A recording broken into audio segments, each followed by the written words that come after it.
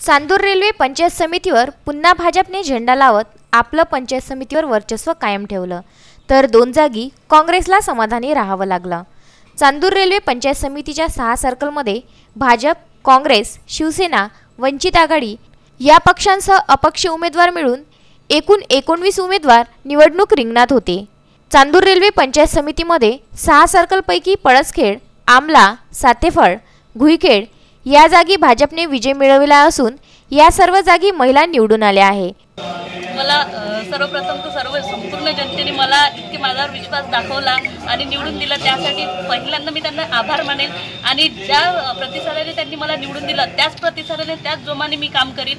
आणि मी यंग असं म्हणून यंग आणि सुशिक्षित मुलगी म्हणून सर्वांनी माझ्यावर विश्वास दाखवला की मी त्या यांनी प्रयत्न करून माझे कामं करीन, तर तेवढ्याच जोमाने मी कामं करीन। आणि ज्यांनी मला म्हणजे प्रत्येकाने प्रत्यक्ष अप्रत्यक्षपणे ज्यांनी मला मतदान केलं असेल त्यांचं एकही मत असं व्यर्थ जाणार नाही ही मी त्यांना आश्वासन देते। आणि संपूर्ण व्यक्तींचा कामा म्हणजे पूर्ण करण्याचा मी नक्कीच प्रयत्न करेल आणि करीनच।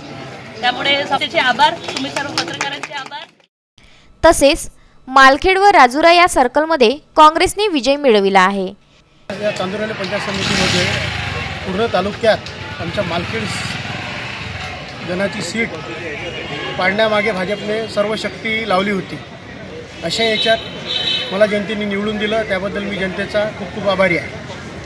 आणि नेमका तुमचा विकासाचा अजेंडा काय राहील? विकासाचा अजेंडा असा राहील की पंचायत समिती अंतर्गत डॉक्टर बाबासाहेब स्वावलंबन योजना आहे, पुन्हा जिल्हा परिषद अंतर्गत जे आपण प्रत्येक वेळेस SC NT साठी ज्या योजना आहे, तो 3 पत्रे आहे, सिलाई मशीन आहे, या प्रत्येक गावातील 2-2 1-1 जसं देता येईल त्या लोकांना देण्यासाठी मी प्रयत्नशील राहील।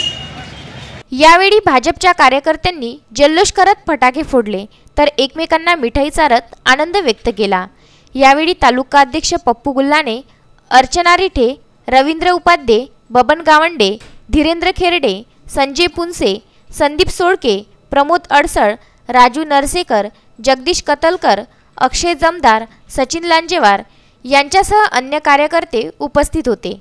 आमच्यावर जनतेने पुन्हा विश्वास दाखविला, सर्वसामान्य जनतेचे काम आम्ही पूर्ण करून यामध्ये कोणत्याही प्रकारचा जात धर्म पंथ यामध्ये भेदभाव होणार नाही व पंचायत समितीच्या विरोधी पक्षात असलेल्या सदस्यांना सोबत घेऊन तालुक्यातील ग्रामीण भागातील जनतेला न्याय देण्याचा प्रयत्न करू, असे भाजपचे धामणगाव विधानसभेचे आमदार प्रताप अडसळ यांनी सांगितले।